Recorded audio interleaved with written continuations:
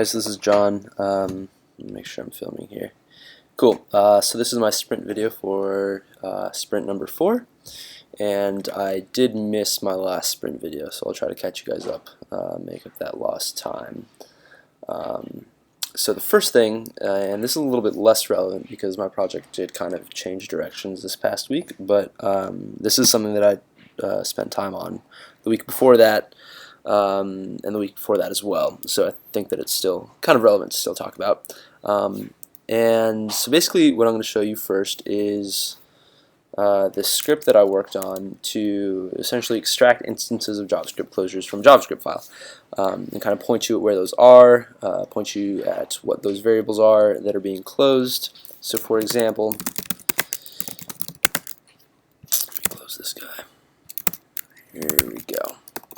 Here's a super basic JavaScript file. You have a function here, it's taking in parameter, and it's closing in around that parameter with this method, so that whenever you call that method on that function, you're basically accessing information that's been closed by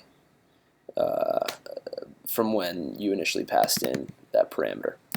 So basically I wanted to be able to pull that kind of stuff out from a JavaScript file. I'll really quickly show you how that works. Let's make sure that, yep, it's pointing at the right file. Cool. So if I do this, it kind of pulls out that variable name and points you at the lines where that is happening.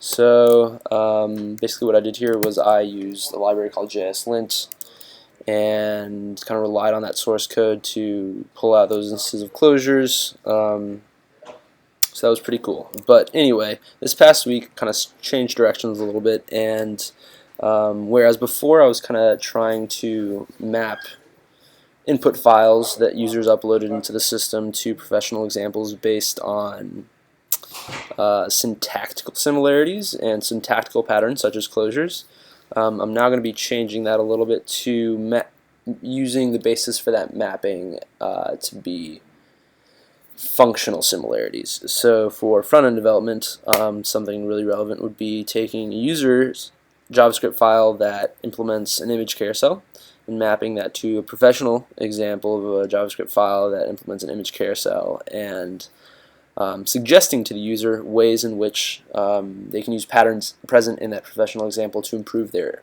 version of an image carousel. So the first step in doing that was essentially kind of trying to fake those annotations for how I could suggest improvements based on a professional example to a user.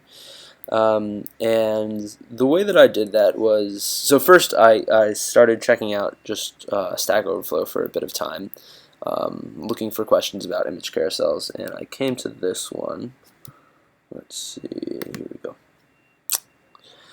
So this guy is trying to implement a pretty raw JavaScript CSS image slider, and he's running into this problem where he has a very choppy animation. So he kind of posted his code, made a JS fiddle for it, and just asked for help. So I pulled the code from that JS fiddle, and let's take a quick look at that.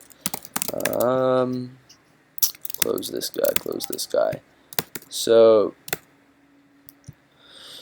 broadly his markup is 2 buttons. Here, actually, let's start off with opening this example up. So this is what his thing looks like. So I kind of pulled out that code from the JS fiddle so that I could clean it up a little bit. But this is what it looks like. So you can kind of see that animation is really choppy, but they have 2 buttons, left and right button, to kind of cycle through the carousel, and also these radio buttons at the bottom. So here are those 2 left-right buttons. This is the slider, 4 slides are in there, and the radio buttons at the bottom. Really quickly, the style sheet, main parts of it is that there are a slider container with 100%. It's hiding everything that goes outside of that, and within that, the slider, another slider container has a width of 400%, and this is important because there are 4 slides. They kind of set this transformation to use, and they initialized its transform position to be 0. So the most important part, and the part that I'll probably be looking at in my research, is the JavaScript side of things. And to kind of like highlight the main components of this file, there's a slide right function that's run whenever you click on that right button. Slide left function that's run whenever you click the left button. There's an event listener for whenever you click one of those radio buttons. And a general animate slider function just so that the slider moves automatically if you don't click on anything. So the main things that I noticed are that this block of code is used a bunch of times throughout. The way that they're actually doing the animation is by setting the style attribute transform to the position for the next slide, whether that's moving to the left or the right, and making that slide visible, whereas before it wasn't visible. They made that new slide to be active, and that was essentially it for both of these functions. So those are basically the same thing, just changing directions. This thing is basically the same thing, and the animate slider button, or the animate slider function, is essentially the same thing, just with different like next slide values, right? And then they have this interval set just so that it runs this guy every 6 seconds. And another big weakness that I saw was that all over the place there are these hard-coded values that are based on the fact that his slider has 4 slides. So 4 all over the place, 25% all over the place. Another thing is that he had to have like this large overhead of code to support multiple browsers, so you kind of see all these browser prefixes all over the place. So basically what I did, and I'm assuming here that my professional example that I mapped to will be essentially pretty cleaned up. So if I do end up using something like IBEX, IBEX like isolates the code that's actually supporting an image carousel. So what I did was I just used a tutorial that I found for building an image carousel that did it in a pretty cool way, pretty simple way. So let's go ahead and first, let's look at this in the browser. Here's this guy. I just use the same pictures as the other example just for similarity and comparison. So it's a lot smoother, as you can see, but it doesn't have as many features, so it doesn't have those left-right buttons or those radio buttons. But if we go back here, oh boy, it's actually, let's close this. Starting with the index file, 3 slides.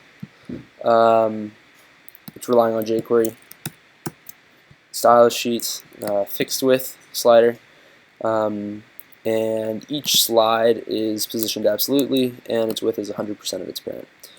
So it's different from the 400% in the other example, and the fact that it's positioned absolutely, so that's important when we actually look at the script. So here's what the script's doing. So it's a lot simpler than the other one, mainly because this one's relying on jQuery, and let's actually pull up.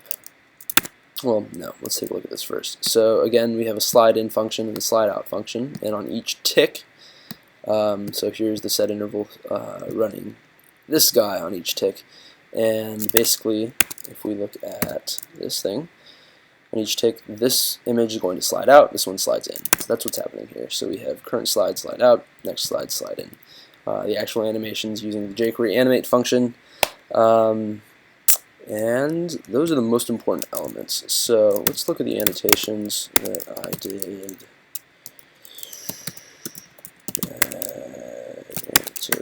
Cool. So I kind of made annotations to the input file based on 3 main categories. So the first category is just general enhancements that don't necessarily feed off the professional example, and the only thing that I did that for was repetitive code. So I kind of pointed out places where like the user was basically using the same block of code all over the place, and that they should just pull it out into a different function to clean up their code. The second category, and the second category is important because like while I'm making this mapping between an input example and a professional example, while I can directly just point to ways that the professional example could improve that input example, I also need to make sure that the user's able to comprehend the connection between his file and the professional file. So in a few places I kind of pointed out which portions of the user's code were functionally analogous to portions of the example code.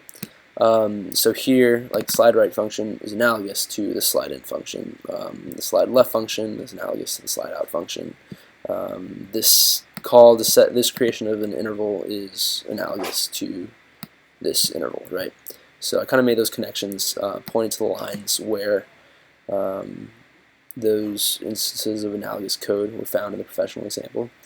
And finally, the third category is ways that the patterns in the professional example could improve upon the patterns in the user's example.